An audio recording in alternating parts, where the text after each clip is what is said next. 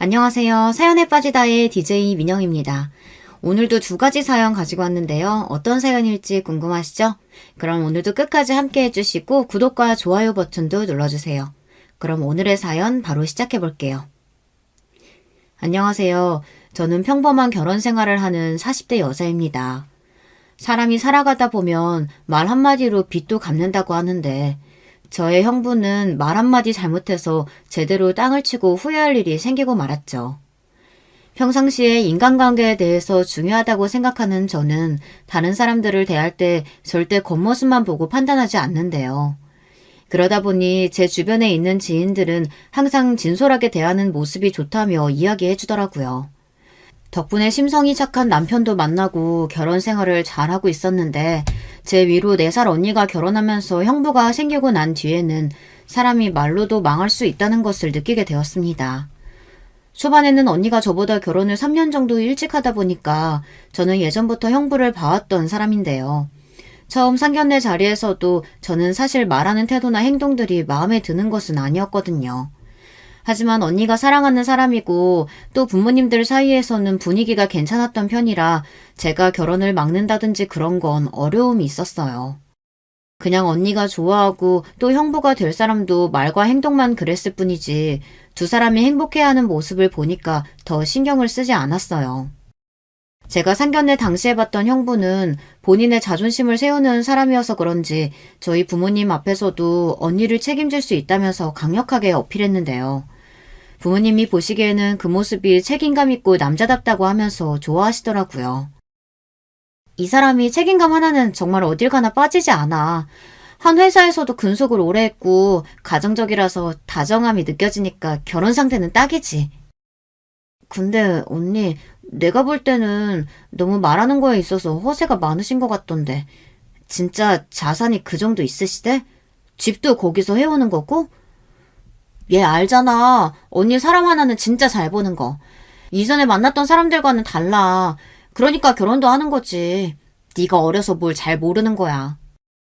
언니의 이야기를 듣고 나니 저도 그 당시에는 제가 연애 경험도 많지 않고 든든하고 남자다운 사람의 기준이 자신감일 수도 있겠다는 생각을 했던 것 같아요. 제가 보기에도 허세가 있긴 했지만 당당하게 이야기하는 모습은 보기가 좋았거든요. 무엇보다 제가 사랑하는 언니가 좋아한다고 하니 두 사람을 축복해주기로 했던 것인데요. 다행히 준비는 수월하게 잘 진행이 되었어요. 형부는 상견례 당시에 했던 약속을 지키면서 집도 준비해오고 제가 보기에도 언니가 시집을 잘 간 것처럼 느껴지더라고요. 그 뒤로는 언니와 자주 만나진 못했는데요. 당시 24살이어서 마지막 학기라 바쁘게 보냈던 시기였거든요. 제가 언니를 다시 만나기 시작했던 건 졸업 후 취업하고 나서였는데요. 여유가 생기니까 둘 다 같이 여행도 다니고 저녁도 먹으면서 지낼 수 있었어요. 얼마 전에는 언니가 제 나이가 차고 있고 또 직장도 잡았으니 결혼할 생각이 없냐고 물어보더라고요. 그래서 좋은 상대가 있으면 하겠지만 당장은 생각이 없다면서 말을 하니까 예쁜 나이가 지나가기 전에 연애도 많이 하고 형부처럼 좋은 사람 만나 결혼하라고 이야기해 줬어요. 생각을 안 해본 것은 아니었지만 저에게는 먼 미래라는 생각이 들어 딱히 신경을 안 쓰고 있었던 부분이었거든요. 지금은 결혼을 늦게 하시는 분들이 더 많지만 제가 20대던 시절에는 30살까지 안 가면 주변에서 빨리 가라는 이야기를 많이 해서 그런지 언니뿐만 아니라 부모님께서도 조금씩 압박을 주시는 게 느껴졌어요. 저도 결혼 생각이 아예 없었던 건 아니라서 그런지 자연스럽게 주변에서도 소개도 받고 있었는데요. 다들 결혼하실 상대라면 어떤 걸 보시나요? 아무래도 오래 함께 할 사람인 만큼 초반부터 진지하게 생각을 해보게 되더라고요. 결혼에 대해서 생각해보면 저와 상대방만 생각해서는 안 되고 가정 환경이라든지 상대 부모님의 가치관에 대해서도 알아야 하잖아요. 저는 제 주변에서 시월드라는 이야기를 너무 많이 듣다 보니까 한편으로는 결혼을 하는 게 오히려 손해가 아닐까 하는 생각이 들기도 했어요. 하지만 언니가 결혼 생활하는 걸 보면서 저도 저렇게 살고 싶다는 생각이 들긴 하더라고요. 행복해 보이는 모습을 보니까 그만큼 내 짝이 있는 게 좋은 거라는 것을 느끼게 된 것도 있어서 언젠가 저도 짝을 만날 수 있을 거라는 생각을 하고 있었는데요. 그 뒤에 만나게 된 사람이 바로 지금의 남편이거든요. 남편을 처음 만나게 된 건 저희 매장에 배달하러 왔을 때 보게 되었는데요. 저희는 회사에서 시키다 보니 직접 받으러 가는 일도 있었거든요. 그때 까무잡잡한 피부와 큰 키가 바로 제 눈에 들어왔어요. 그리고 여기 주변에서 일하는지 종종 저희 매장에 배달을 올 때마다 제가 커피를 챙겨드리기도 했는데요. 힘든 일을 싫어하는 사람들도 많은데 열심히 혼자 배달하는 모습을 보니까 저도 모르게 끌리는 면이 있었던 것 같아요. 외적인 면으로도 든든한 스타일이라서 그런지 제 이상형과 딱 맞는 사람이더라고요. 또 매일 일을 빠지지 않고 하는 모습을 보니 저도 모르게 끌렸던 부분이 있었던 것 같은데요. 아무래도 저도 예전부터 생활력이 강하다 보니까 본인의 일에 있어서 열심히 하는 사람이 멋있어 보이더라고요. 종종 마주치다 보니 자연스럽게 말도 트게 되고 나중에는 커피까지 같이 마시게 되는 사이가 되었는데요. 주변에서는 배달하는 사람이다 보니 그렇게까지 친해질 필요가 있냐는 반응이더라고요. 저분은 다 좋은데 왜 굳이 힘든 배달 일을 하실까? 인성에 문제가 있으시거나 그런 것 같진 않은데 자기는 어떻게 생각해? 사람의 직업에 대해서 말이야. 나는 아무래도 배달은 조금 선입견이 생기더라. 저는 뭐 튼튼한 팔다리로 일하겠다는데 딱히 직업에 대한 선입견은 없는 것 같아요. 그냥 그 사람이 그 일을 하고 싶으면 하는 거죠. 아니지. 배달은 보통 아무것도 할 수 있는 일이 없을 때 하지 않아? 나는 개인적으로 직업은 사람과 연관되어 있는 부분이라서 소개팅 갈 때도 은근히 보게 되던데. 그나저나 요즘 자주 보는 것 같던데 자기 보려고 일부러 이쪽으로만 오는 거 아니야? 얼마 전에 커피도 마셨다면서. 설마 만나는 사이? 아니요. 지금은 그냥 커피 한 잔 가볍게 하는 사이인 거죠. 어머, 자기 방금 지금은이라고 했어? 그럼 좋은 사이로도 발전할 수 있다는 건가? 근데 정말 잘 생각해봐. 어떤 일을 하는지는 중요한 부분이더라고. 다른 뜻은 아니고 자기도 솔직히 능력이 안 되는 거 아닌데 주변에서 찾는 것도 좋지만 나도 뭐 아는 사람들도 많고 하니까. 에이, 말이 그렇다는 거죠. 사람 일은 모르는 거니까. 챙겨주셔서 감사해요. 근데 저 진짜 직업도 상관없고 그냥 서로 잘 맞고 성품이 좋으면 되는 거라. 아무튼 이제 일할까요? 가볍게 티타임을 하면서 동료분께 이야기를 해보니 사람들이 배달 직종에 대해 안 좋게 보는 부분이 있다는 건 분명하게 알았는데요. 지금이야 배달하시는 분들이 많아지기 시작하고 체계적으로 회사가 운영되는 곳들도 있다 보니 예전보다는 인식이 나아지긴 했지만 10년 전만 해도 배달하는 사람들은 기술이 없는 사람들이 하는 직업으로 봤잖아요. 지금은 배달 일을 한다는 것 자체가 긍정적으로 보이진 않을 때지만 그 당시에는 달랐어요. 근데 저는 이상하게 이 사람이 더 열심히 사는 것 같고 또 꾸준히 일하는 모습을 보니 사람이 좋게 보이더라고요. 저에게는 이 사람이 더 중요했던 것이지 배달 일을 하는 사람이라는 곳에 있어서는 딱히 신경을 쓰지 않았던 것 같아요. 저에게 느껴졌던 건 성실하게 일하는 모습과 또 꾸준히 저를 만나러 오는 길에 느껴지면서 이 사람도 저와 같은 마음일 거라고 생각이 들더라고요. 그냥 퇴근하셔도 되는데 오늘도 커피 사오셨네요? 아니요. 수연 씨 피곤하실 것 같아서 주변에 배달 갔다가 왔는데 타이밍이 맞았어요. 동진 씨는 아무런 마음 없는 사람한테도 커피를 이렇게 매일 갖다 줘요? 아, 그게 모두에게 그런 건 아니고요. 참. 머쓱해 하면서 이야기하는 모습을 보니 귀여워 보이기도 했어요. 저도 모르게 웃음이 나왔고 그날은 같이 저녁도 먹으며 이런저런 이야기를 나눌 수 있었는데요.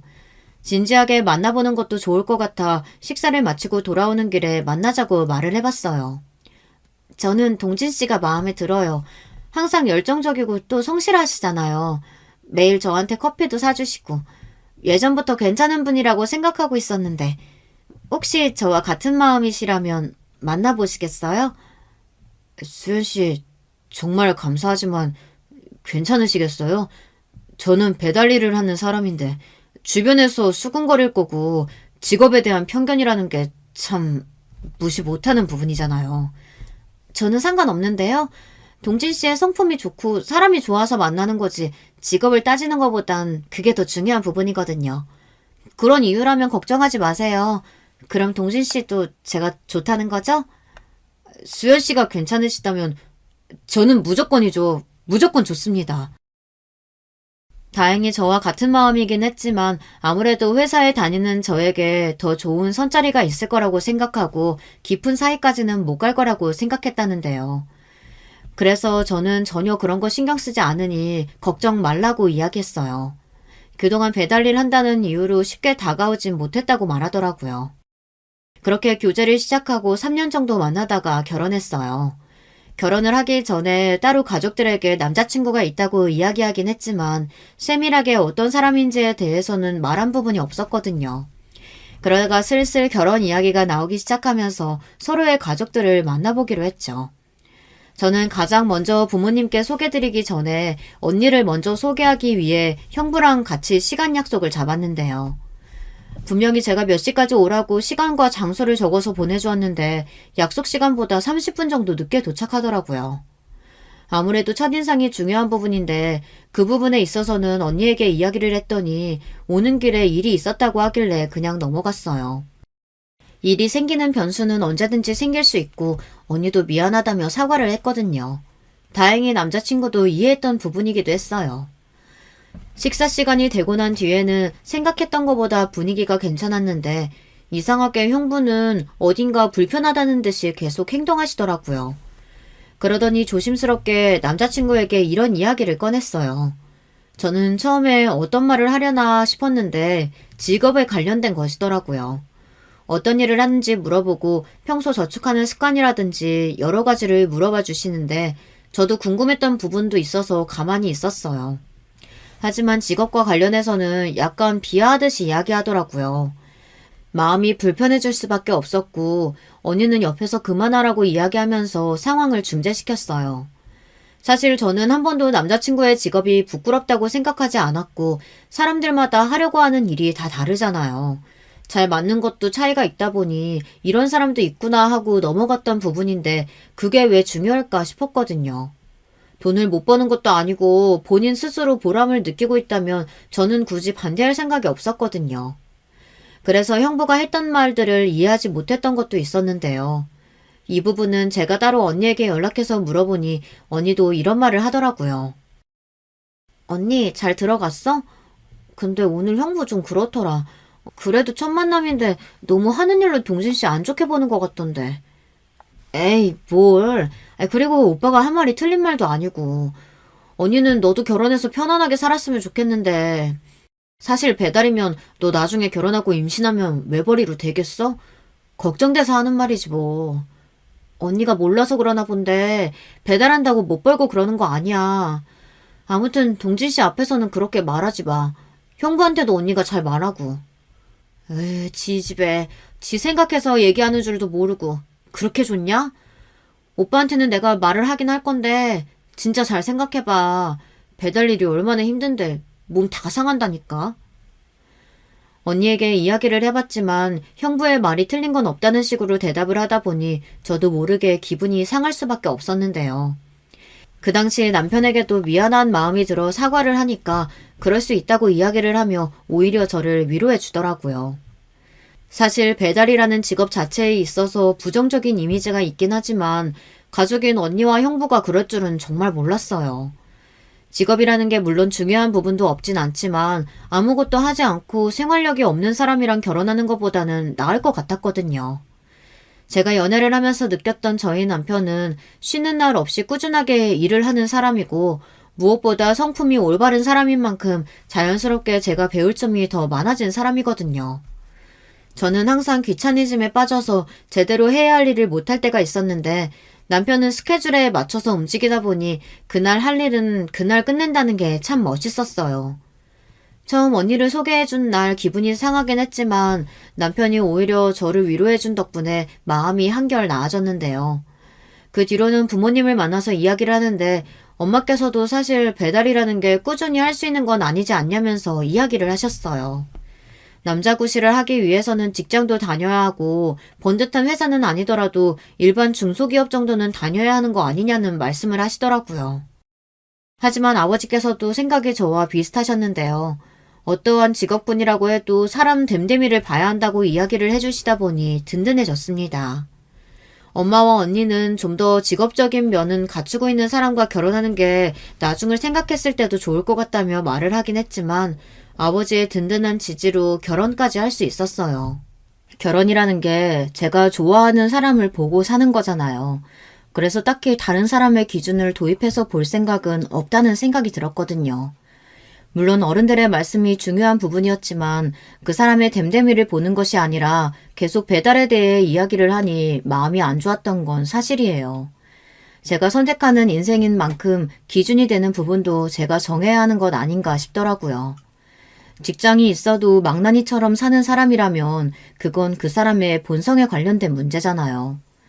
그래서 저는 예전부터 성격과 성품을 위주로 보고 있었어요. 그래서 저는 더 남편에게 끌렸던 걸 수도 있어요. 성품이면 성품, 그리고 자상한 매너까지 갖추고 있으니 여자들이 딱 좋아할 만한 성격이었거든요. 단지 배달한다는 이유만으로 이 사람을 놓치기에는 그 사람을 제가 많이 사랑하기도 하고 정말 괜찮았기 때문에 주변에도 배달한다고 떳떳하게 이야기하고 다녔어요. 처음에 의아하게 생각했던 지인들도 다들 나중에는 저를 더 응원해 주더라고요. 이후 결혼하기 전에 시부모님을 만나러 갔을 때 남편의 성품이 왜 올바른지에 대해서 느낄 수 있었는데요. 제가 알고 있었던 시댁에 대한 이미지와는 정반대이신 분들이 나오시더라고요. 친절하게 저를 맞이해 주시는 것은 물론 첫 만남에 저에게 존댓말을 쓰시면서 부족한 아들을 만나줘서 고맙다는 이야기도 하셨어요. 제가 더 배울 점이 많은 사람이라고 말을 하니까 시부모님께서 더 좋아해 주시더라고요. 화기애애한 분위기 속에서 정말 이 집 식구가 된다면 저는 행복할 수 있겠다는 것을 느낄 수 있었어요. 그 뒤로 저희 부모님과 식사하게 되는 상견례 때 제가 생각하지 못했던 일이 터지게 되었는데요. 저는 부모님께서도 잘 이해하셨다고 하고 둘이 좋다면 언제든지 결혼해도 된다고 말씀을 하셨기 때문에 진행하려고 했던 것이었거든요. 하지만 상견례 자리에서 엄마가 꺼낸 말씀은 분위기를 싸하게 만들 수밖에 없었어요. 집이나 재산, 그리고 앞으로 결혼 이후의 삶에 대해서 말씀하시는데 모든 중점이 돈에 맞춰져 있으니 듣기가 힘들더라고요. 예단과 예물에 관련해서도 이야기했던 부분이 저희 둘이 맞춰서 하기로 했던 부분이었는데 계획에 없었던 말씀을 자꾸 하셨어요. 그럼 결혼식에 대해서 이야기해 볼까요? 우리 집에서도 어느 정도 준비하긴 할 텐데 혹시 집은 어떻게 하실 건가요? 집은 저희 쪽에서 준비하고자 했는데 아이들의 이야기를 들어보니 두 사람의 힘으로만 시작하고 싶다고 해서요. 도움이 필요하다면 줄 수는 있죠. 엄마, 이전에 얘기했었잖아. 서로 모은 돈으로 하겠다고. 어머머머, 그 일에서 김서방이 벌면 얼마나 번다고 그래.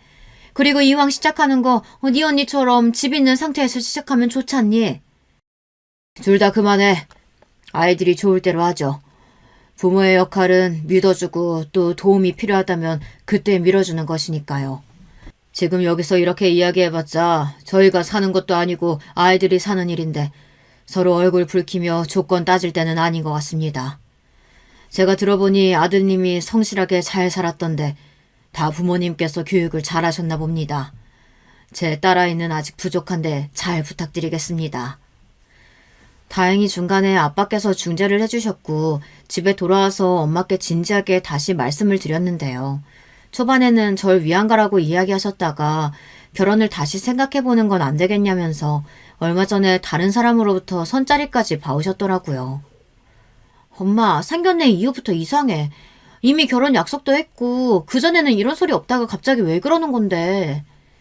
얘, 너를 고작 배달이라는 사람한테 보내려고 이렇게 키운 줄 알아? 선자리도 알아봤으니까 한번 봐봐.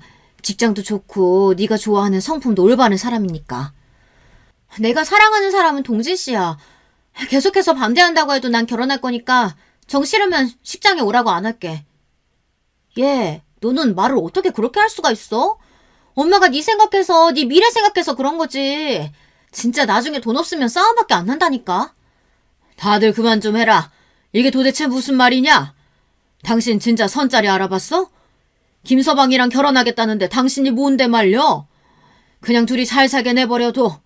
정 싫으면 수연이 말대로 당신은 오지 말던가. 나만 참석할 테니. 엄마께서는 뭐가 그렇게 마음에 안 드시는지 처음에는 허락을 해주셨다가 마음을 바꾸신 이유도 이해할 수 없었어요. 나중에는 언니까지 그러니까 결혼이 원래 이렇게 어려운 건가 싶기도 하고, 하지만 그럴 때마다 아빠가 중재해 주시다 보니 결혼까지 잘할 수 있었는데요. 결혼한 뒤에는 행복한 신혼생활을 즐기면서 저는 평소와 같이 회사에 다니고 남편도 열심히 일하면서 생활했어요. 제가 시댁에 있을 때는 괜찮았지만 가족 행사가 있을 때마다 저희 집에서는 은근히 남편을 무시하는 게 느껴져서 그때부터는 뭔가 이상하다는 생각이 들었는데요. 선물을 들고 찾아가면 얼마 되지도 않은 월급으로 어떻게 이런 걸 사오냐는 이야기를 하는 것은 물론 특히 형부도 말을 덧붙이면서 비아냥거리는 게 싫었어요. 언니는 계속 걱정되는 마음에 이야기를 하는 거라지만 사실 받아들이는 처지에서 기분이 나쁠 만한 말들이잖아요. 제가 아무리 월급이 괜찮다고 이야기를 해도 언니는 안정적이지 않은 것부터 시작해서 미리 나중을 위해 대비가 필요한데 얼마나 돈을 모을 수 있겠냐는 그런 말만 계속했어요. 여기서 여러분들이 의심해 볼 수 있는 부분이 제가 금수저는 아니냐는 생각을 하실 수 있는데요. 저희 집안은 굉장히 평범한 편이에요. 언니도 어린이집 교사고 저도 일반 그냥 회사에 다니고 있지만 기존 또래보다 일을 빨리 시작하다 보니 직급이 살짝 높았을 뿐이거든요. 부모님도 평범하신 분들이라서 제가 이런 걸 따질 집안은 아니라서 더 이상했어요. 막말로 일을 안 하는 것도 아니고 종종 나가서 배달 일을 하는데 그렇다고 또 벌이가 적은 것도 아니라서 괜찮았거든요. 그래서 남편에게 대하는 태도가 더 마음에 안 들었던 것 같아요. 저희 둘만 잘 살면 된다고 하긴 하지만 가족 행사를 나 몰라라 할 수도 없고 은근히 남편도 스트레스를 받아 하는 게 느껴지더라고요. 그래서 한 번은 남편에게 이야기하며 불편하면 친정에 가지 않아도 된다고 이야기하니까 오히려 본인이 부족해서 그런 것이라고 말을 하더라고요. 또 엄마가 이상한 소리 했지. 미안해. 당신이 고생이다. 이럴 바에는 그냥 친정에 안 가는 게 좋겠어. 결혼한 지 얼마나 됐는데 인정도 안 해주시고. 나는 당신이 이런 취급받는 거 싫어서라도 나 혼자 다니는 게 나을 것 같아. 아니야, 여보. 내가 부족한 게 맞지. 친정 부모님 입장에서는 배달부 사위가 마음에 안 드실 수도 있잖아. 나한테는 얼마나 잘하고 성실한 남편인데 고작 직업 하나로 평가받는 게 속상해서 그렇지. 괜찮아. 당신도 계속 마음 쓰였구나. 나는 진짜 괜찮으니까 마음 풀어. 남편이 그런 소리를 들으니까 스트레스를 받을 것 같아 걱정되었는데 본인도 어느 정도 알고 있는 부분이기도 하고 친정에서는 제가 커버를 잘 쳐주고 있다고 괜찮다고 이야기를 해주더라고요. 남편이랑 이런저런 대화를 나누면서 참 저희 집안이 부족하다고 느껴지는 부분이 한둘이 아니었어요. 저는 시댁에 가면 항상 사랑받기 때문에 더 남편에게 미안한 마음이 들 수밖에 없더라고요. 사위 사랑은 장모라고 하는데 장모라는 사람이 계속 핍박을 주니 잘하고 싶은 마음에 챙겨갔던 선물도 무한해지는 게 싫었어요. 그 뒤로는 남편이 괜찮다고 해도 가족 행사에는 저만 가고 웬만하면 제 가족을 보는 일이 없도록 하는 게 좋을 것 같았어요. 계속해서 불편한 자리가 이어지면 저라도 싫을 것 같았거든요. 남편이 워낙 착하고 참는 게 좋은 거다라는 성격을 가지고 있어서 그런지 제가 답답하게 더 느껴졌던 부분도 있어서 사전에 차단을 해주기로 하고 한동안은 저만 다녔더니 친정에 가면 왜 김서방을 두고 왔냐는 이야기부터 시작해서 친정에 어떻게 저만 보내냐는 말로 저에게 오히려 더 안 좋게 이야기를 하더라고요. 그때 저는 제 남편이 어떻게 해도 트집을 잡을 사람들이라는 것을 느꼈어요. 저희 가족이 이럴 줄은 정말 몰랐거든요. 진지하게 저희 가족이 있을 때만 남편 이야기를 꺼내면서 그렇게 무시할 사람이 아니라고 다시 말을 해줬어요. 언니에게는 형부가 이런 이야기를 듣는다고 생각하면 어떠냐고 물어봤더니 그럼 직장이라도 제대로 잡고 살아야 하는 거 아니냐 이런 말로 받아치더라고요. 그 말을 듣고 나서는 평상시에 저희 자매가 사이가 좋은 편이었는데 괜히 이런 일로 서로 앙심만 깊어졌어요. 저는 제가 아까운 부분이 하나도 없다고 생각하는데 언니부터 시작해서 형부 그리고 저희 부모님까지 남편을 별로 안 좋게 생각하니까 제가 알던 가족이 맞나 싶을 정도로 속물이라고 느껴지더라고요. 밤낮 없이 일을 한 남편을 보면서 저 하나 먹여 살리려고 열심히 하는 것도 있지만 저희가 계획했던 만큼 자본금을 모으려고 했던 것도 있고 서로 각자의 자리에서 열심히 하면 될 것 같아서 서로 노력하고 있는데 괜히 저희 집안 때문에 남편이 더 위축되지 않았으면 하는 마음이 있었어요. 남편은 본인의 일을 사랑하고 열심히 하다 보니 딱히 신경 쓸 문제는 아닌 것 같은데 그때 당시는 돈이 문제가 아니라 아무래도 직업에 대한 인식이 안 좋다 보니 그런 부분들이 더 크게 작용한 것 같더라고요. 제가 아는 남편은 못 배우는 사람도 아니고 오히려 대학 졸업도 잘해서 시험이야 언제든지 마음먹으면 할 수 있는 상태였거든요. 근데 저도 문득 왜 배달을 고집할까라는 생각이 들어 한번 물어본 적이 있었어요. 남편에게 물어봤을 때 들려오는 대답은 제가 생각했던 것과는 조금 차이가 있더라고요. 처음에는 알바로 간단하게 시작했는데 할수록 좋은 점이 많고 시간도 자유로워서 언제든 통화하고 싶을 때마다 할 수 있는 점이 좋다고 이야기를 해줬어요. 그리고 이 일을 오래 해온 만큼 어떻게 해야 하는지 알다 보니 요령이 생겨서 그 요령대로만 하면 된다는 게 좋았대요. 본인도 처음에는 직업에 대해서 크게 신경을 쓰지 않았는데 주변에서 다들 대학까지 나와서 배달을 하고 있는 것을 이해하지 않았다고 해요. 벌이도 본인이 알고 있는 수준보다는 높아서 딱히 신경을 쓰지 않고 있었는데 오히려 주변 친구들이 더 난리였다고 하네요. 저 같아도 멀쩡하게 대학에 나와서 머리도 괜찮은 친구가 갑자기 배달을 한다고 하면 이해를 하지 못했을 수도 있을 것 같은데요. 하지만 본인도 일을 함에 있어서 본인이 흥미를 느껴야 하고 그만큼 보람이 있어야 한다고 생각하는 사람이기 때문에 그 말에 공감을 할 수 있었어요. 직업이 중요한 부분이 있긴 하지만 제가 봤을 때 이 사람의 성품이라든지 그런 부분이 좋아 부부로서의 생활을 두고 봤을 때 문제가 되는 부분이 없었기 때문에 잘 살고 있었어요. 오히려 주변에서 하는 말들을 들을 때 흔들렸으면 제가 이 사람을 선택하지 않았겠죠. 이 사람에 대한 확신이 있어서 결혼까지 하게 되었던 것이거든요. 실제로 만나보니까 다정하고 가정적인 사람이라 그런지 잘 도와주기도 하고 시부모님께서는 주기적으로 저희가 여행을 갈 수 있게 지원까지 해주셨어요. 반면 저희 부모님은 매달 용돈을 달라고 하는 것은 물론 금전적으로 필요한 일이 있으면 저희에게 연락을 하시더라고요. 한두 번이야 도와드릴 수 있지만 저도 가정이 있는 사람으로서 계속 금전적으로 도움을 드리기가 어려웠는데요. 그럴 때마다 남편 직업이 변변치 않아서 용돈을 넉넉하게 못 주는 거라고 이야기를 하시는 걸 보고 안 해드리는 게 맞다는 생각이 들었던 것 같아요.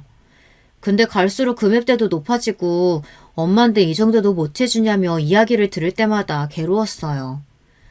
그래도 결혼 생활을 잘 이어가고 있었는데 어머님 댁에 가서 제가 모르고 있었던 사실을 알아버린 뒤로는 남편이 왜 그렇게 살았는지 바로 이해할 수 있었어요. 결혼 3년 차가 되던 날 아버님 생신이어서 같이 식사를 하던 때였는데요. 오랜만에 저녁 같이 먹으니까 좋네요. 그이가 바쁘지 않으면 자주 올 텐데 서로 일하다 보니까 시간 내기가 어려워요. 괜찮아. 오늘 아버지 위해서 식사도 준비해주고 항상 느끼는 거지만 수연이가 올바르게 잘 자란 것 같아서 사부인에게 감사하고 있단다. 좋게 봐주시니 감사해요. 요즘에 남편이 새벽에 일러 가는 건 알고 계시죠? 아침이라 피곤할 텐데 매일 일찍 일어나서 나가는 모습 보니까 뭐라도 해줘야겠더라고요. 에휴, 안 해도 된다니까 걔는 참. 어련히 알아서 굴러 들어오는 돈들이 있을 텐데. 돈이요? 어디서요? 동진이한테 얘기 못 들었니? 지금 건물 있는 것 중에서 명의 변경 들어갈 텐데 건물도 있으면서 뭘 그렇게 힘들게 사는지 원. 건물 얘기는 들은 것이 없어서요. 결혼하기 전에도 서로 오픈했을 때 별다른 말이 없었거든요. 아마도 정해진 바가 정확하지 않으니 말 안 했을 거다. 아버지가 건물 보고 접근하는 사람들을 워낙 많이 봐서 동진이한테도 아마 그렇게 말했을 텐데 결혼 후에는 얘기했을 줄 알았는데 아니었구나. 네, 저는 들은 얘기가 없었는데 뭐 건물이 있든 없든 전 동진 씨 사랑하는 거니까요. 사실 없다고 해도 상관없고요. 그럼 다행이다. 어디서 이런 참한 며느리를 얻었는지. 처음 듣는 이야기였지만 별로 저에게는 타격 있는 이야기는 아니었어요. 정확하게 들은 것도 아니고 당사자가 아닌 어머니께 들은 말이라서 제가 직접 물어보기 전에 남편이 이야기를 하지 않는 데는 이유가 있을 거라고 생각했거든요. 그래서 어머니께 이야기를 듣고 나서도 딱히 물어보진 않았어요. 그리고 시간이 흘러 저도 까먹고 있을 때쯤 남편이 먼저 이야기를 해주더라고요. 건물에 대한 이야기를 듣고 나니 제가 정말 남편을 잘 골랐구나 하는 생각이 들었어요. 어머니한테 얼마 전에 들었었지? 건물에 대한 이야기 말이야. 궁금했을 텐데 왜 안 물어봤어? 그냥 때 되면 이야기하겠다 싶었지 뭐. 그리고 그게 내 것도 아니고 당신 건데 내가 왜 그걸 궁금해하겠어. 건물은 어렸을 때부터 가지고 있었던 건데 이번에 가격이 많이 올라서 한 채 정도는 팔아도 될 것 같아서 팔았어. 팔고 난 뒤에 당신 선물도 준비하고 이것저것 해보려고 했거든. 친정 식구들한테도 얘기하고. 뭐? 우리 가족한테? 절대 안 돼. 이야기하지 마. 분명 알자마자 붙어먹으려고 할 거야. 남편이 건물을 가지고 있었던 것은 사실이었고 이후 아버님께서 2채 정도를 더 양도해 주시기로 했다는 이야기를 들었어요. 그리고 저희 부모님께도 말씀을 드리려고 했다고 하길래 절대 하지 말라고 말했고요. 남편은 제 말에 알겠다고 이야기했고 저는 궁금해서 왜 그럼 그동안 배달 일을 해왔냐고 물어봤는데요.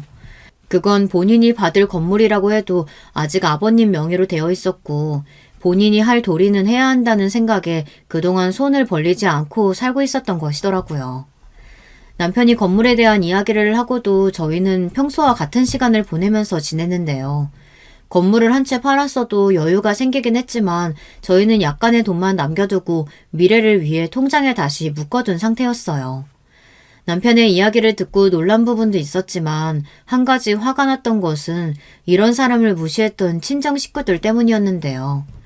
그동안 잘 참고 넘어왔지만 저희 집보다 더 잘난 사람을 깔보는 게 싫어서 이번 가족 모임 때 완전 뒤집어 버렸습니다. 남편은 부모님께서도 아시고 나중에 도움이 필요하시면 편하게 말씀하실 수 있으니 말하자고 했었는데 제가 반대를 했었잖아요. 알게 되면 더 돈을 달라고 할 것이 뻔했기 때문에 그런 것이었거든요. 이번에 터트리면서 다시는 안 볼 생각으로 일을 벌리고 왔어요.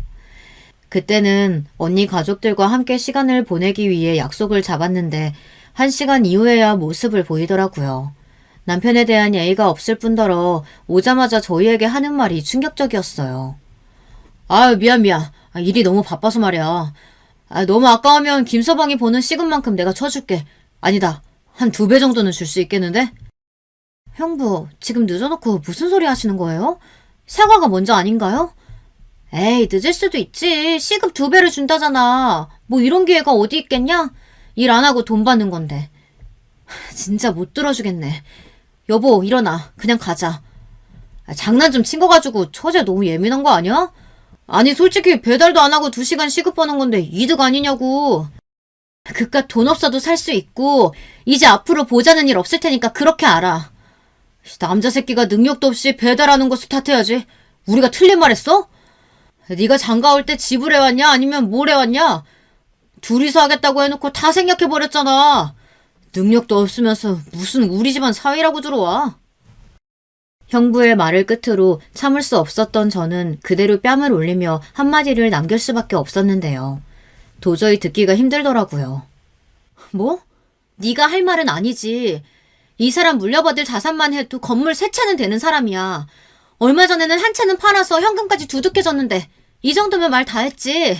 능력 없는 건 너야. 뭐? 건물 3채? 거짓말 치지 마. 누구는 말로는 못해?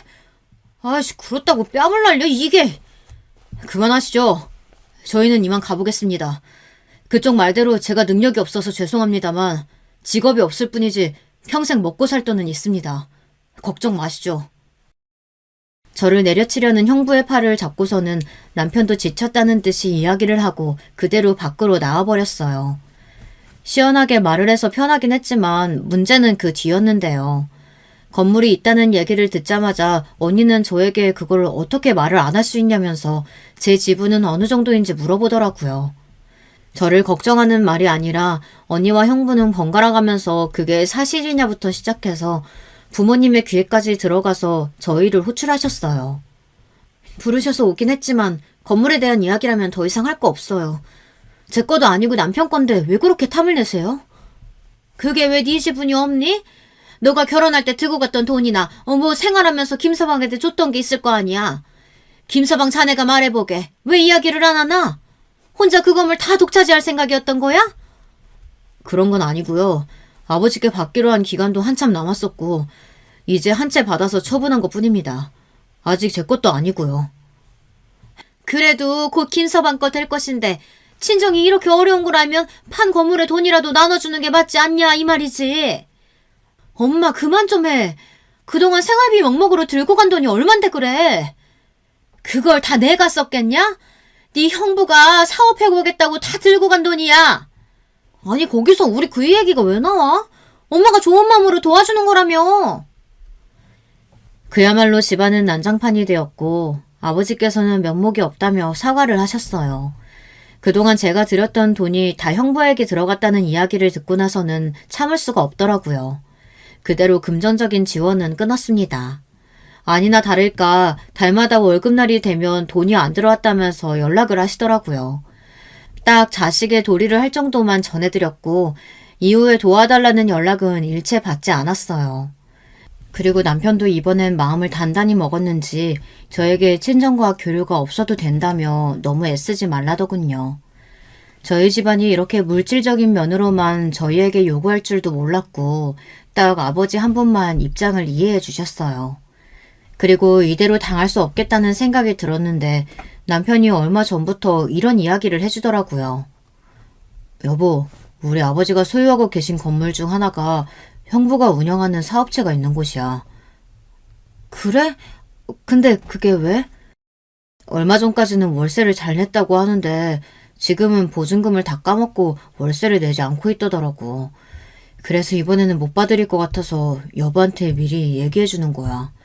아무래도 형부잖아. 다음 달에는 내 명의가 될 텐데 월세라도 낮춰드려야 하나 해서. 여보, 아직도 그 사람을 그렇게 생각해주면 어떡해. 난 이미 내 형부는 없는 사람으로 생각한 지 오래야. 이번 기회에 코를 납작하게 눌러주자. 저는 그 이야기를 듣자마자 좋은 생각이 떠올랐고 월세를 낮추려고 생각했던 남편을 보니 짠하기도 했어요. 워낙 착한 사람이다 보니 그 일을 당하고 또 봐주려고 했던 것 같더라고요. 시간이 흘러 그 건물이 남편 명의가 되었을 때 그대로 형부를 찾아갔습니다. 저희를 보고 깜짝 놀랐던 형부는 여기를 왜 찾아왔냐는 듯이 묻더라고요. 이제 이 건물 동진씨 명의로 된 거 알고 있죠? 건물주 바뀌었다고 연락 갔을 텐데. 뭐? 동명이인이 아니라 진짜 김서방이었단 말이야? 들어보니까 보증금도 많이 까드시고 월세도 내지 않으신다고 하던데 이번 달 안으로 해결 부탁드릴게요. 그이가 워낙 착하다 보니 지금까지 봐드린 건데 건물주와 세입자 입장에서는 뭐 그런 배려 필요하지 않잖아요? 야, 네가 뭔데 이래라 저래라야. 네 남편이 건물주라면서 왜 네가 생색을 내냐? 김서방, 내가 다 잘못했네. 그동안 내가 모질게 굴었던 거 다 보답할게. 진짜야. 진심으로 사과하네. 사과는 잘 받겠습니다. 그리고 네가 아니라 수연 씨입니다. 저제를 그렇게 막대하시면 안 되죠. 미안하네. 진짜 미안하네. 내가 사업이 잘 안 되고 여기마저 나가게 되면 정말 땅바닥에 나앉을 수도 있어. 한 번만 봐주게. 기간은 다음 달로 연장해서 드리겠습니다. 이후에 입금 처리 안 된다면 그대로 정리하실 생각하셔야 될 거예요. 자네 정말 너무한 거 아닌가? 내가 이렇게 부탁하는데 적어도 6개월은 줘야지. 내가 당장 그 큰 돈을 어디서 구해? 그건 그쪽 사정이고요. 앞으로 세입자와 건물주 그 이상 그 이하의 관계도 아닌 만큼 예의 차려주시길 바랍니다. 가볼게요. 남편도 결단 있게 이야기를 하고 나니 형부의 망연자실한 표정이 보였어요. 뒤이어 붙잡고 미안하다고 말했지만 저희는 더 이상 들어줄 생각이 없었거든요. 이후에는 언니에게 연락이 와서 어떻게 그럴 수 있느냐고 말을 하는데 더 들어주기가 힘들었어요. 여러분들이 보기에는 저희 부부가 잘못한 것인가요? 건물을 뺏은 것도 아니고 세입자가 돈을 안 내는데 그걸 봐주지 않는다며 저희에게 미안하다고 했다가 나중에는 협박까지 하는 모습을 보니 사람이 돈 앞에서 이렇게 무너지는구나 싶기도 해요. 건물이 있다는 건 좋은 것도 있지만 그만큼 관리할 부분들도 많고 남편이 혼자서 하기에는 어렵다면서 이번 기회에 퇴사를 하고 본인과 같이 건물을 관리하자고 해서 그렇게 하기로 했어요. 기존에 다니고 있던 곳에 대한 아쉬움이 있긴 하지만 남편이 이제는 고생시키고 싶지 않다며 퇴사를 하는 게 어떠냐고 이야기를 해주더라고요. 덕분에 지금은 편하게 건물 관리를 하며 전보다 여유롭게 남편과 생활을 즐기고 있어요. 형부와 언니랑은 더 이상 연락을 안 하고 있고 부모님께도 자식된 도리만 하고 있는 중이에요. 남편은 그동안 지지해주신 아버지께 크게 용돈을 드렸는데 아직 어머니는 모르시는 것 같더라고요. 그래서 오로지 아버지만을 위해서 사용하시라고 당부드리고 꼭 형부와 언니가 찾아와도 절대 주면 안 된다고 당부를 드리고 왔습니다. 결혼을 하면서 중요한 부분들은 정말 많죠. 하지만 그 중에서도 잘 봐야 하는 게 사람의 성품이고 또 그 집안을 잘 봐야 하는 부분이잖아요. 저는 이번 기회에 돈의 힘을 알게 되었고 무엇보다 저희 가족들이 그렇게 직업을 따지고 안정적으로 살아가기 위해서는 사람의 성품보다 돈벌이가 중요하다고 이야기하는 것을 보니 있던 정도 뚝 떨어졌어요. 아버지께 들어보니 형부는 결국 월세를 내지 못했고 건물에서 나온 이후에 집을 팔아 여기저기 전전긍긍하고 있다고 해요. 혹시라도 저희를 찾아오진 않을까 싶었는데 저희 집으로 얼마 전 언니와 가위바구니를 들고 찾아와서 빌더라고요. 제발 한 번만 봐달라며 아이도 있는데 이렇게 살 순 없다면서 말이죠. 남편은 그대로 남자 구실도 못하면서 왜 여기를 찾아와서 이러고 있냐고 받아쳤고 그 말에 열이 받은 형부가 남편에게 달려들면서 경찰까지 부르게 되었어요. 결국 합의를 하지 않으면 형부가 감옥에 갈 상황까지 생기면서 언니가 저희 집으로 찾아와서 앞으로 눈앞에 보이는 일 없게 할 테니 감옥까지는 제발 보내지 말아달라며 있는 돈을 가지고 와서 합의를 요청했어요. 여기까지는 웬일이야? 얼굴 보면서 얘기하고 싶지 않은데. 수연아, 제발 부탁이야. 우리가 다 잘못했어. 감옥까지는 제발 참아줘. 우리 아이도 있는데 범죄자 만들 순 없잖아. 그런 것까지 우리가 왜 봐줘야 돼? 폭력을 쓴 건 그쪽인데 그동안 우리한테 했던 거 생각도 안 나나 봐? 그건 저번에 사과했잖아. 정말 미안해. 이렇게 내가 빌게. 부탁할게. 남자 구실도 못하는 건 그쪽 남편인데 왜 여기까지 와서 난리세요? 돈도 못 벌고 폭력에. 그런 사람이랑 결혼하니까 그렇게 되는 거죠. 애초에 성격 자체가 그런 사람인데 모르고 사셨어요? 짠하기도 했지만 그동안 제 남편에게 준 상처에 비하면 아무것도 아니었어요. 그래도 사람을 감옥까지 보내는 건 아닌 것 같아서 합의금을 받고 합의를 해주었어요. 조금은 덜 시원한 사이다라고 생각하실 수 있지만 저희 나름대로 제대로 꼬리를 밟은 것과 다름이 없었거든요. 그동안 저희는 아무리 직업에 대해 무시하고 낮게 봐도 가족이니까 걱정을 해주는 것이라고 생각만 했는데 호구처럼 듣고만 있었던 것 같아 이번에는 더 이상 봐주지 않았던 거예요. 마음이 편하진 않았지만 이건 저희의 심성이라 어떻게 할 수 있는 부분이 아니더라고요. 지금은 들어보니까 형부도 계속 힘들어하고 있는 것 같고 언니는 슬슬 저희에게 도와달라는 듯이 연락을 해오긴 하는데 절대 도와줄 생각 없어서 철저하게 무시하고 있는 중이에요. 그렇게 잘 산다면서 저한테 왜 배달원을 만나냐고 말할 때는 언제고 이제 와서 제 남편에게도 깍듯하게 하는 게 마음에 들지 않아요. 남편은 지금도 종종 새벽 배달을 하면서 지내고 있는데요. 본인은 그게 더 편하다고 하니까 두고 있고 시아버지는 그때 약속하신 대로 저희에게 건물 2채를 더 양도해 주셨어요. 위치도 좋고 시세도 괜찮은 편이라서 앞으로 노후가 든든해질 것 같다는 생각이 들더라고요. 그리고 저희 집에 있었던 이야기도 시부모님이 알고 계셨는데 사실 크게 신경을 안 쓰시는 것 같았거든요. 하지만 누가 아들이 그런 취급을 당하는데 마음이 좋겠어요. 제가 대신 사과를 드렸고 다행히 너그럽게 용서를 해주셨어요. 예전부터 말씀해 주셨지만 저희만 잘 살면 된다고 해주시는 분들이라서 그런지 앞으로는 그런 트러블 없이 잘 살라고 이야기를 해주시더라고요. 덕분에 저희도 지금까지 큰 다툼 없이 결혼 생활을 잘 이어오고 있는데요. 얼마 전 언니에게 들어보니까 결국에는 형부랑 이혼을 한 것 같더라고요. 아이가 있다면서 가정일 지키겠다고 했던 형부는 결국 또 한 번의 폭력 사건으로 인해 징역에 가게 되었고 언니도 결혼 생활을 정리했다고 해요. 또 폭력을 저질렀다고 하니 혹시라도 언니가 맞은 건 아닌가 걱정이 되었는데 다행히 그건 아니었는데요. 술을 먹고 본인을 무시한다고 느꼈고 때렸다더라고요. 합의금조차 준비를 하지 못해서 결국에는 징역살이를 한다네요. 단 1년 만에 전세가 제대로 역전되었고 그렇게 남자 능력과 직업만 밝히던 언니와 형부는 제대로 나락을 가게 된 것이죠.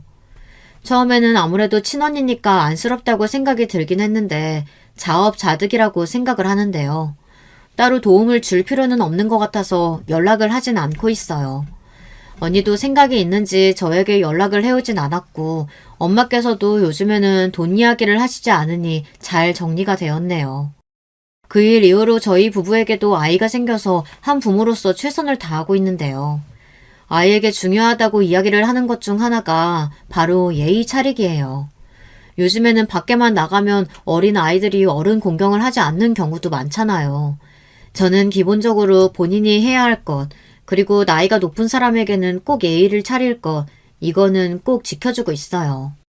그동안 남편의 성품 하나만 보고 잘 살았는데 의도치 않게 건물까지 얻게 되면서 역시 성실하게 살면 복이 따라오는 것 같다는 생각이 들어요. 요즘에는 너무 물질적인 부분들이 크게 차지하다 보니 결혼이 어렵다고 하시는 분들도 많으실 텐데요. 물론 금전적인 부분이 안 중요하다는 것은 아니지만 그래도 사람이 살아온 환경 그리고 성격은 잘 보고 살아야 하는 것 같아요. 다들 저희 언니처럼 너무 외적인 부분 보여지는 것만 보고 선택하지 마시고 충분한 대화를 통해서 올바른 배우자를 만나셨으면 좋겠어요. 여러분, 두 번째 사연 시작하기 전에 좋아요, 구독 꼭 눌러주실 거죠? 그럼 두 번째 사연 바로 시작합니다. 안녕하세요. 서울에 사는 30대 초반 여자입니다. 우리가 살다가 보면 한 번씩 정말 부자인데 티 안 내는 분들의 얘기를 들어보신 적 있죠?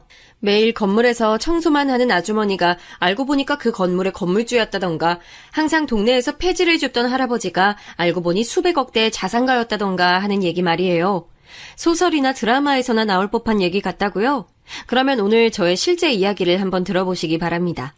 자린고비라는 말 너무나 잘 아시죠? 시장에 간 여인이 생선을 만지고 돌아와 그 손을 씻어 생선국을 끓였다거나 천장에 굴비를 매달아 놓고 밥 한 숟갈 삼키고 굴비 한번 쳐다보고 하는 식으로 밥을 먹었다는 재밌는 얘기를 어릴 적에 안 들어본 분 없을 겁니다. 그런데 이 재밌는 얘기를 실제로 겪는 가족들의 고충을 한번 생각해 보신 적 있나요? 네, 세상 둘도 없는 자린고비에 대한민국에서 둘째가라면 서러울 구두쇠인 저희 아빠 얘기를 좀 하려고 해요. 아빠는 6.25가 끝난 지 얼마 지나지 않았을 즈음 가난하게 짝이 없던 한 농부의 아들로 태어났습니다. 그때는 북한보다도 가난했던 시절이어서 그날 하루 먹을 것을 구하는 일이 인생에서 가장 큰 숙제이자 숙명이었다고 합니다. 구형제 중 장남이었던 아빠는 자신은 굶어도 동생들은 굶기지 않기 위해 틈만 나면 근처 미군부대 주변을 서성이면서 구걸을 하거나 산속에서 칡뿌리를 깨서 동생들에게 먹이는 등 처절하기 짝이 없는 어린 시절을 보냈다고 했습니다. 할아버지는 이름만 농부였지 평생 일도 제대로 하지 않고 술과 노름으로 한평생을 보냈다고 합니다. 아빠는 그런 할아버지 밑에서 자란 장남이었기에 실질적인 가장의 역할을 해내야만 했습니다. 그런 환경에서 자란 습관이 뼛속 깊이 배어 있어서 그런지 평생을 아주 지긋지긋한 짠돌이로 사셨죠. 얼마나 그 정도가 심하냐면요. 아빠는 지금 이날 이때까지도 한 번도 자가용을 사본 적이 없습니다. 평생을 버스와 지하철만 타고 다니셨어요. 그 흔한 택시 한 번 타본 적이 없다고 합니다. 더 놀라운 건 뭔지 아세요? 아빠는 어릴 적 중학생 때 큰 사고를 당해 지금도 걸을 때마다 왼쪽 다리를 조금씩 절뚝거리십니다. 아니, 사지가 멀쩡한 사람이 절약하겠다고 차 한 대 안 사고 평생을 대중교통으로만 다니는 건 이해가 가요. 그런데 몸도 불편한 사람이 그 차량 유지비 좀 아끼겠다고 평생을 버스랑 지하철만 타고 다닌다니, 이쯤 되면 저희 아빠의 절약 정신이 얼마나 극성맞은지 짐작하시나요? 아빠가 어쩌다가 다리를 절게 된 건진 한 번도 얘기해 준 적이 없어요. 저도 아주 어린 꼬꼬마 시절에 아빠 다리는 왜 그래? 동네 사람들이 아빠 보고 절름발이래. 절름발이가 뭐야? 하고 한 번 물었다가 이놈! 한 번만 더 아빠 다리 흉보면 집에서 내쫓는다! 하고 호되게 혼난 이후로는 다시 물어본 적이 없습니다. 영문도 모르고 호통을 들은 저에게는 아직도 아빠에 대한 서운함이 많이 남아있습니다. 다만 이제 다 큰 성인이 돼서 생각해보면 얼마나 큰 사고를 당하고 안 좋은 기억이 있으면 꼬꼬마 딸내미가 순진하게 물어보는 말에도 그렇게 버럭했을까 하는 마음에 일면 이해가 가기도 합니다. 아무리 그렇다 해도 아빠가 태워주는 차 타고 한번 등교해보는 게 평생 소원이었는데 저는 자라는 내내 한 번도 그걸 경험할 수 없었죠. 아빠, 이제 우리도 다 크고 밥벌이도 다 알아서 하니까 이제 엄마 생각해서라도 좋은 차 한 대 뽑아서 두 분이서 좋은 데 많이 다니세요. 이제 그 정도 돈은 써도 되잖아요. 냅둬라 얘. 평생 내 말은 귓등으로도 안 듣는 양반이 니들 말이라고 듣겠니? 엄만 이미 오래전에 포기했다. 아유, 독한 인간. 평생을 대한민국에서 둘째가라면 서운할 으뜸 짠돌이의 아내로 살아온 엄마의 말이라 왠지 더 설득력이 갑니다. 그도 그럴 것이 저희 형제가 기억하는 아빠의 짠돌이 일화만으로도 책 한 권을 쓸 정도인데 엄마랑 처음 만나서 결혼할 적 얘기도 가관입니다. 청년 시절의 아빠는 짠돌이 수준을 넘어서 인색할 정도의 경지에 오른 사람이어서 그런지 여자들한테는 그닥 인기가 없었다고 해요. 한쪽 다리가 불편한 것 때문에 선입견도 많았다고 합니다. 아빠는 여자랑 식사를 한번 하더라도 꼭 반반씩 돈을 나눠서 냈는데 한 번은 같이 밥을 먹은 아가씨가 그날따라 지갑을 놓고 와서 아빠가 밥값을 다 낸 적이 있대요. 그런데 훌륭하신 우리 짠돌이 아빠는 한 달을 졸졸 쫓아다니며 끝끝내 그 아가씨에게 밥값 절반을 받아냈다지 뭐예요. 그 아가씨도 안 줄 작정으로 한 달이나 뻗팅긴 건 아니고 처음에 밥값 절반을 달라고 할 때는 농담인가 싶어서 웃어 넘겼는데 아빠가 두 번, 세 번 얘기를 하자 그때는 자기랑 다시 데이트하고 싶어서 핑계를 대나 보다 싶었대요. 아이 참 상만씨도 알겠어요. 데이트 해줄게요. 무슨 남자가 애프터 신청을 이렇게 멋없게 해요. 네? 아니 무슨 말씀이세요? 애프터고 나발이고 저번에 제가 대신 낸 밥값 절반 돌려달라고요. 정확히 13,800원입니다. 얼른 주세요. 그쯤 되자 이 아가씨는 진짜 미친놈이구나 싶은 생각이 들어 무서워지기 시작했대요. 그래서 마주치기도 싫어서 슬금슬금 피해 다녔는데 어떻게 알고 자기가 있는 데를 귀신같이 찾아내서 결국엔 그 13,800원을 동전 하나까지 세가면서 돌려받았다고 합니다. 어떻게 그 이름 모를 아가씨 얘기를 자세히 아느냐? 그 불쌍한 이름 모를 아가씨가 바로 우리 엄마거든요.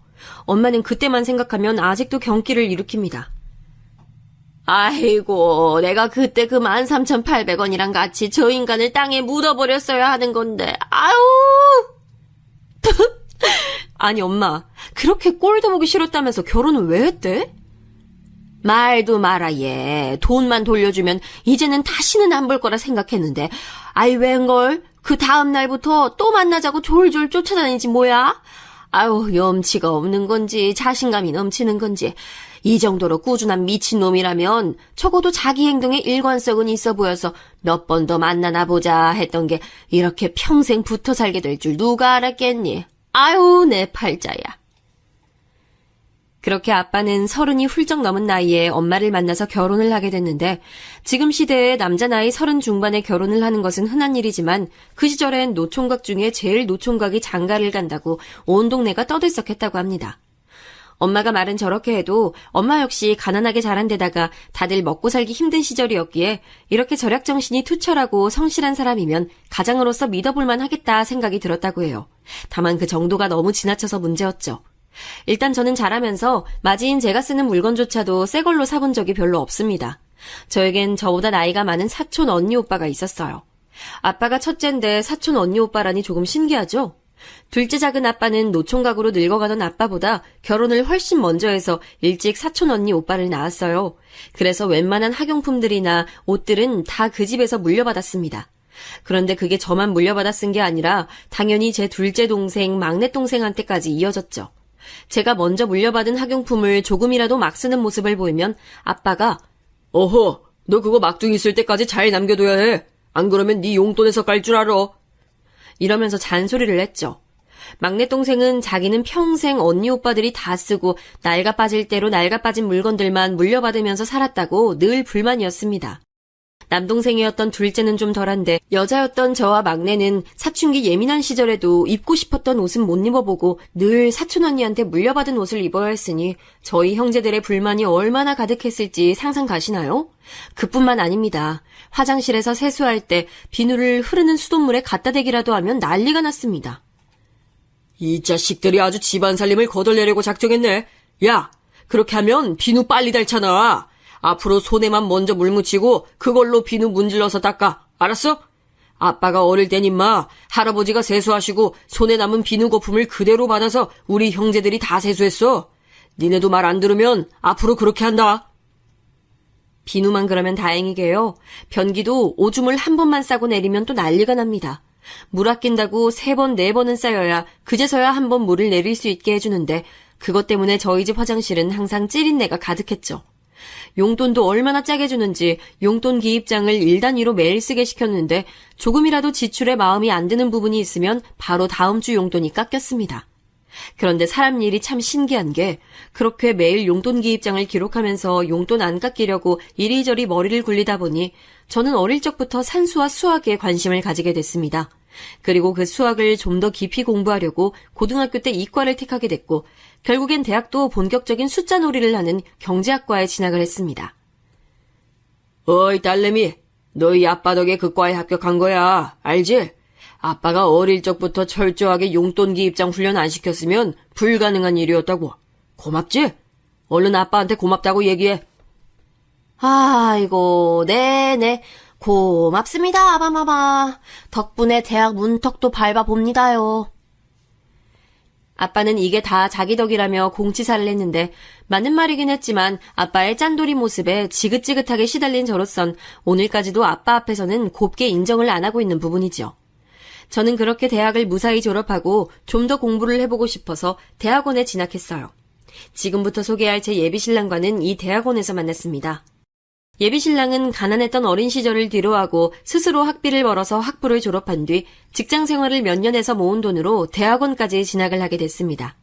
예비신랑의 집은 어찌나 찢어지게 가난했던지 중학생 시절부터 안 해본 알바가 없고 대학에 입학해서도 남들 다 놀러 다닐 때 서울 전역을 오가며 코피 터져가면서 과외를 해서 학비를 충당했습니다.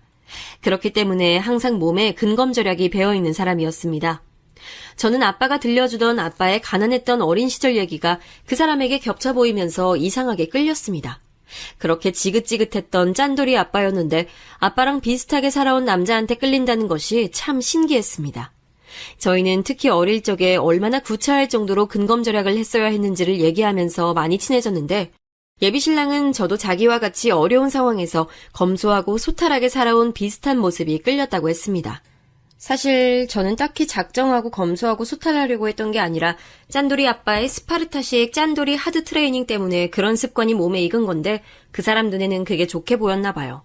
저희는 그렇게 대학원 시절 내내 연애를 하고서 졸업을 할 때쯤 스멀스멀 결혼 얘기가 오가게 됐습니다. 예비신랑은 외동아들인데다가 가난했던 집안의 실질적인 가장 역할을 하고 있었기 때문에 시부모님 되실 분들이 며느리 될 사람에 대한 기대가 아주 크다고 했습니다. 그래서 본격적인 결혼 계획을 세우기 전에 먼저 예비신랑의 부모님을 뵙기로 했습니다. 그렇게 처음 예비 시부모님을 뵙던 날 저녁이었습니다. 그래요, 반가워요. 진성이 애미 되는 사람입니다. 진성이랑은 대학원에서 만났다고? 네, 어머님. 그간 대학원 공부 때문에 바빠서 이제야 인사드리게 되네요. 반갑습니다. 그래. 부모님은 무슨 일 하시나? 아버지는 몸이 조금 불편하셔서 일찍 은퇴하셨고요. 어머니는 가정주부세요. 응? 아니, 사돈어른 되실 분이 벌써 은퇴를 하셨다고? 연세가 어떻게 되시는데? 몸은 어디가 불편하시고? 저는 이쯤 되자 저희 집안 호구조사를 당하는 느낌이 들어서 느낌이 싸했지만 있는 그대로 솔직하게 말씀드렸습니다. 네. 아버지는 58년생이신데 결혼을 늦게 하셨어요. 그리고 어릴 적에 사고를 당하셔서 왼쪽 다리가 많이 불편하세요. 그래도 그 와중에 저희 먹여 살리려고 빌딩 청소일 오래 하시다가 저 대학 졸업할 때 돼서는 다리가 좀 더 안 좋아지셔서 청소일은 접고 지금은 쉬고 계세요. 뭐라고? 아니 진성아, 너 우리한테 사돈 어른들이 그냥 집에서 놀고 계신다는 얘기는 안 했잖아. 이게 어떻게 된 거야? 아이 엄마, 그게 뭐가 중요해. 결혼은 우리 둘이 하는 건데. 그리고 미진이 면전에 대고 부모님이 놀고 계신다니 은퇴하신 거라잖아. 은퇴한 게 노는 거지 이놈아. 그리고 청소부에다가 몸도 성치 않으시다고? 게다가 나이는 왜 그렇게 많이 자셨대? 이봐요 아가씨. 우리 진성이가 아무리 가난한 집에서 자랐다지만 대학도 좋은 데 나오고 대기업도 다니고 아주 1등 신랑감이거든요. 그래서 내가 늘 사돈 되실 집안은 나름 사회적으로 명망 있는 집안이었으면 했는데 이러면 내가 생각한 거랑 좀 많이 다른데? 저는 예비 시어머니가 될 분이 첫 만남에서 하신다는 소리가 저희 집안의 클래스에 대해서 이러쿵저러쿵 하는 게 너무 어이가 없어서 한마디 덧붙였습니다. 어머님이 얼마나 명망 높은 집안 교수를 생각하신지 모르겠는데요. 저희 부모님 나름 이 대한민국 땅에서 어디 내놓아도 꼴리지 않게 당당하게 잘 사셨어요. 본인들 능력으로 저희 삼남매 대학 교육까지 다 시켜주셨고요.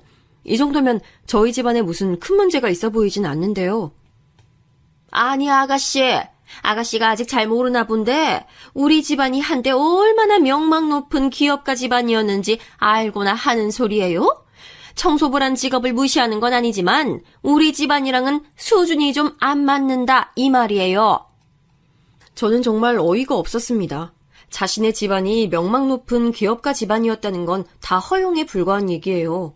일전에 예비 신랑에게 듣기론 시아버지 되실 분은 신랑이 어릴 적에 사업을 크게 벌이셨다가 돌이킬 수 없을 정도로 망하고 나서는 투자자들로부터 고발을 당해서 배임, 횡령 등으로 징역을 살다 나오셨고 시어머니 되실 분은 집이 망하고 평생을 남의 집 파출부로 일하면서 근근히 예비 신랑을 먹여 살렸다고 했어요.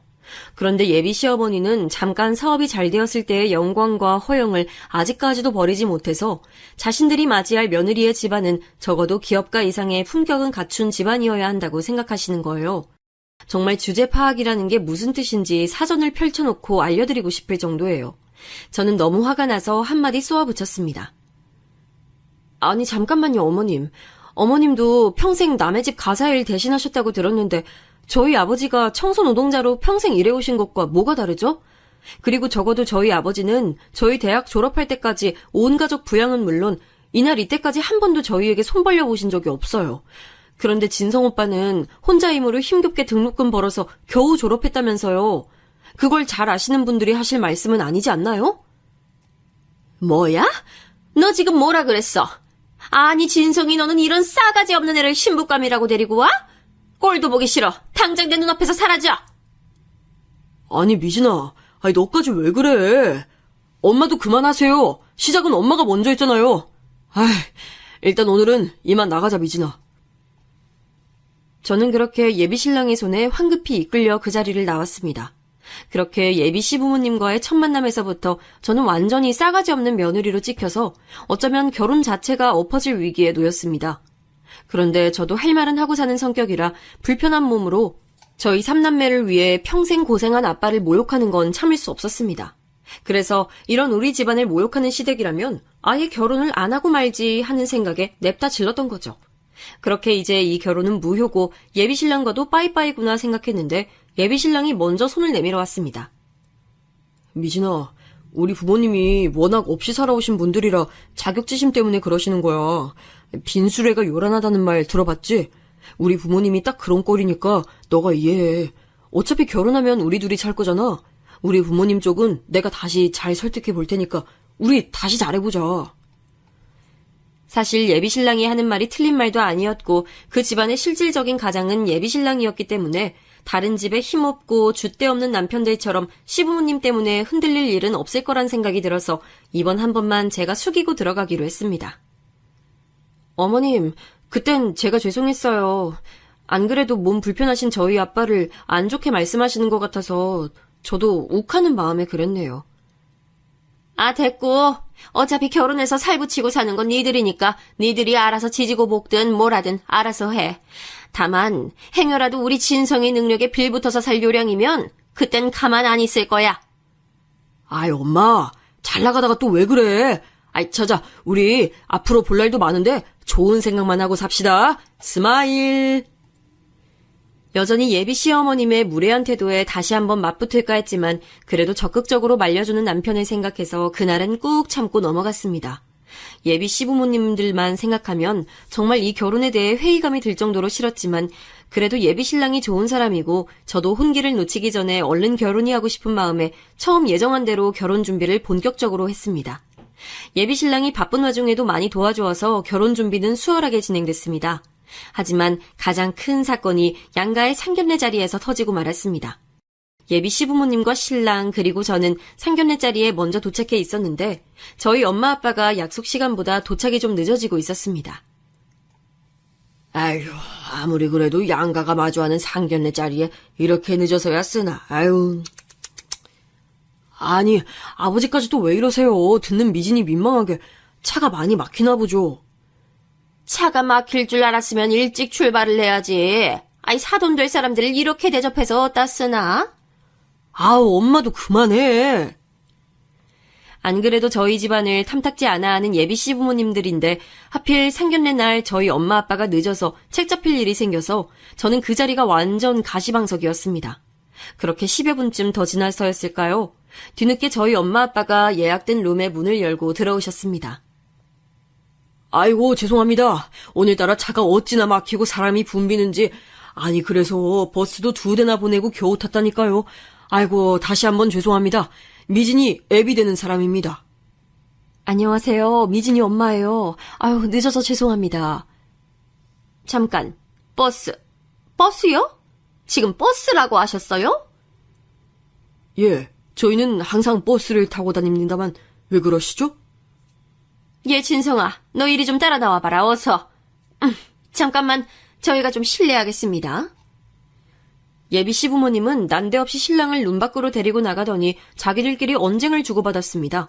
그런데 그들은 참 어리석게도 자기들이 하는 말이 안에 있는 저희 가족에게 들릴 줄은 생각을 못했나 봅니다. 뭐야, 사돈 되실 분들은 차도 없이 버스를 타고 다닌다고? 이거 완전 생 거기 집구석이네? 아이, 게다가 장인 될 사람은 장애인이고. 아니, 넌 애초에 그런 조사도 안 해보고 연애질 시작한 거야? 아이고, 내가 니놈 때문에 못 산다, 못 살아. 아이, 그만해, 엄마. 언제까지 이렇게 속물처럼 살 거야? 이렇게 파토낸 결혼이 벌써 몇 번째야? 어허, 이놈 자식. 어디 엄마한테 버릇없게. 우리가 남 좋으라고 이래? 다 니놈 잘 되라고, 니놈 결혼해서 편하게 살라고 사돈댁이 어떤 집안인지 철저히 살피라고 했건만. 아버지, 아이 제발 그만 좀 하세요. 이 모든 대화 내용을 룸 안에서 다 듣고 있던 저희 가족의 심정이 어땠을지 상상이 가시나요? 저희는 처음에 서로 눈을 마주치며 당황해하다가 나중엔 피식 웃음을 터뜨리는 지경까지 이르렀습니다. 그렇게 몇 분을 자기들끼리 티격태격하더니 다시 룸으로 들어오는데 예비 신랑은 얼굴은 똥 씹은 표정이 되어 있었고 예비 시아버지가 한껏 비아냥거리면서 얘기했습니다. 사돈 어르신, 아니지. 저기요, 선생님들. 죄송한 말씀을 좀 드려야겠습니다. 저희가 우리 아들놈을 좀 귀하게 키워서 말이죠. 그 나이 드시도록 차 한 대 없어서 대중교통 타고 다니시는 가난한 집안과는 사돈을 맺기 어렵겠습니다.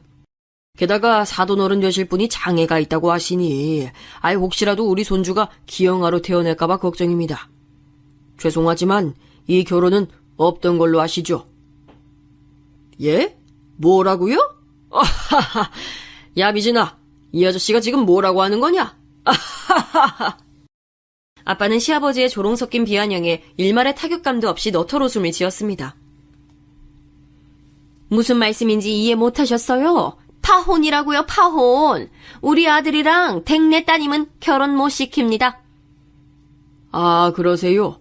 그래요. 합시다, 파혼. 그런데 그 전에 재밌는 거 하나 보여드리죠. 이것만 하나 보고 가시죠. 정말 재밌을 겁니다. 이제 다시 안 볼 사이인데 마지막으로 재밌는 기억 하나 안겨드리죠. 아빠는 스마트폰을 꺼내더니 문서 파일 몇 개를 열어서 예비 시부모님 앞에 툭 던졌습니다. 뭐예요? 이게 뭔데요? 한번 쭉 넘겨보십시오. 아, 스마트폰 사용할 줄은 아시나? 워낙 가난하다고 들으셔서 말이죠. 제가 그냥 읽어드릴게요. 이리 다시 줘보시오. 아빠는 스마트폰을 다시 집어들더니 차례차례 그 문서 파일을 읽어나갔습니다. 자, 첫 번째 문서, 등기사항 증명서, 주소, 서울시 강남구 청담동 땡땡-땡땡번지 소유자 김상만. 두 번째 문서, 역시나 등기사항 증명서, 주소, 서울시 강남구 신사동 땡땡번지 땡땡 소유자 김상만. 자, 마지막 세 번째 갑니다. 또 등기사항 증명서, 주소 서울시 강남구 논현동 땡땡 다시 땡땡 번지 소유자 김상만. 아, 참고로 김상만은 제 이름입니다. 제가 건물을